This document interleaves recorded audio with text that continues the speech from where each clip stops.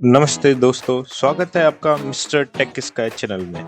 आज इस वीडियो में हम बात करने वाले हैं अंडर 25,000 के बेस्ट मोबाइल फोन इस पर्टिकुलर मंथ तक जितने भी रिलीज हो चुके हैं।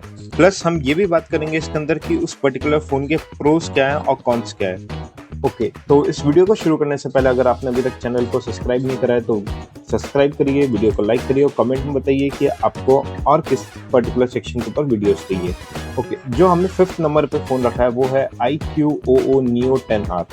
अगर मैं इसकी स्पेसिफिकेशन की पहले बात करूं तो इसके अंदर जो चिपसेट आता है वो आता है स्नैपड्रैगन 8S Gen 3। डिस्प्ले इसका है 6.78 AMOLED, 144 हर्ट्ज का इसका रिफ्रेश रेट एंड 4500 निट की पीक ब्राइटनेस। बैटरी इसके अंदर है 6400 mAh विद 80 वॉट का फास्ट चार्जिंग। कैमरा इसका 50 MP का है OIS प्लस 8 MP का UW प्लस 32 MP का इसका सेल्फी कैमरा है। और अगर इसका OS की बात करें तो फ्रंट टच OS आता है।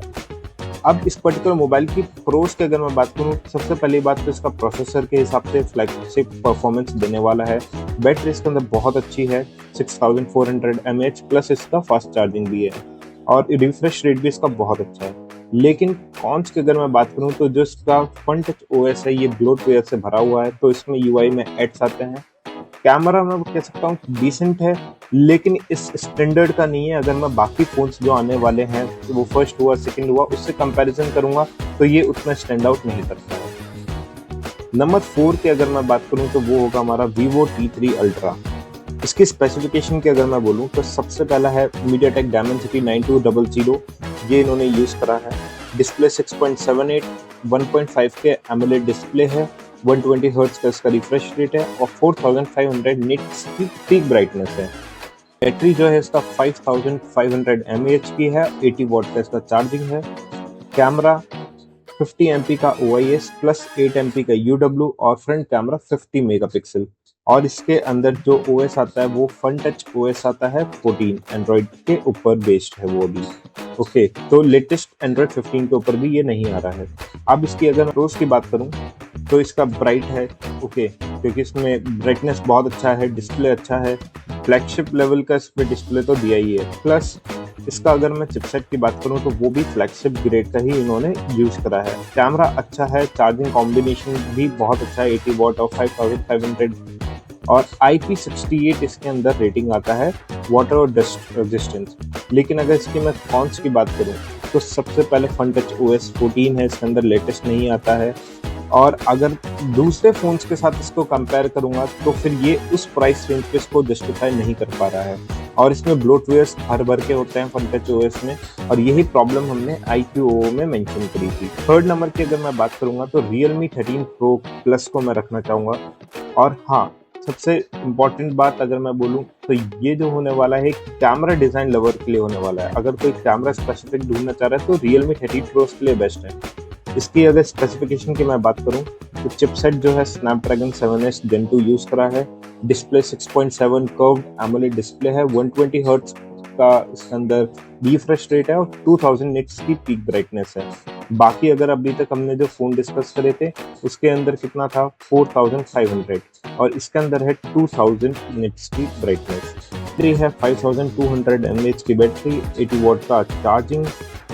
प्लस कैमरा स्पेसिफिक जो हमने बात करा था तो इसके अंदर 50 MP का Sony IMX882 OIS का कैमरा है, 50 मेगापिक्सल का पेरिस्कोपिक 3x OIS कैमरा है और फ्रंट कैमरा 32 मेगापिक्सल का सेल्फी कैमरा है। इसके अंदर जो OS आता है वो लेटेस्ट एंड्रॉइड 15 पे बेस नहीं आएगा, इन हाउस जो है वो Realme UI 5.0 आएगा जो एंड्रॉइड 14 के ऊपर बेस। इसकी प्रोस की बात करें तो एक तो बेस्ट कैमरा है under 25 I can say.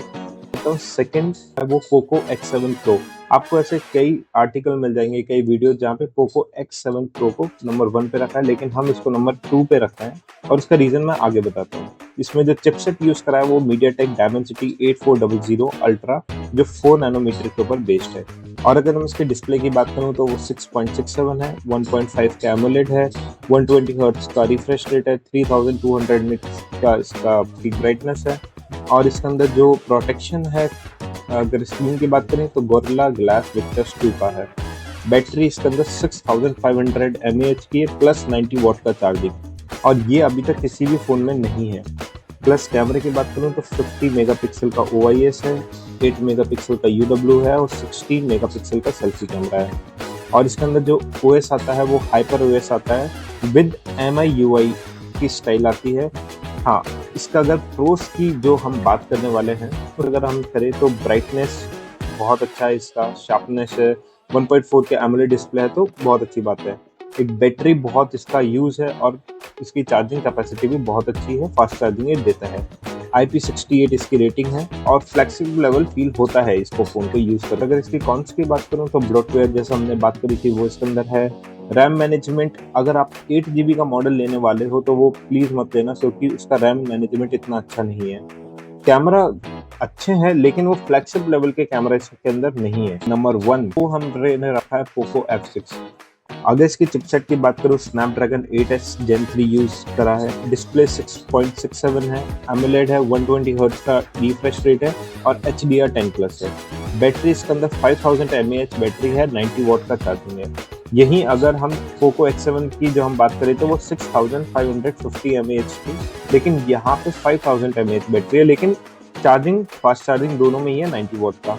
Camera जो है इसके अंदर 50 मेगापिक्सल OIS का है और सोनी का कैमरा है IMX882 प्लस 8 मेगापिक्सल का UV, 20 मेगापिक्सल का सेल्फी कैमरा है। OS जो आता है वो हाइपर OS आता है।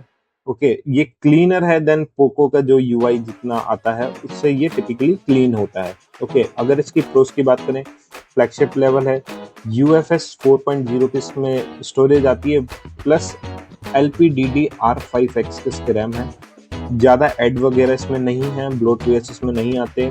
इसका जो हीटिंग और कह सकते हैं इसका थर्मल जो है वो बहुत अच्छा है, प्लस गेमिंग के लिए बहुत अच्छा ये अभी तक रिव्यू आए हैं। डिसेंट कैमरा है OIS सोनी IMX882। और इसकी अगर कॉन्स की बात करें तो पोको X7 के कंपैरिजन में इसकी एक बैटरी जो हम कह सकते हैं वो कम है और एक कैमरा सिस्टम जो है वो फोटोग्राफी लेवल का नहीं है जो हमने बाकी फोन्स में बात करी थी, लेकिन ओवरऑल ये फ़ोन बहुत अच्छा है। तो दोस्तों ये थे हमारे 5 बेस्ट फ़ोन, और अगर मैं ऐसे ही वीडियोस के लिए चैनल को सब्सक्राइब करना और वीडियो को लाइक करना बिल्कुल ना भूलिए।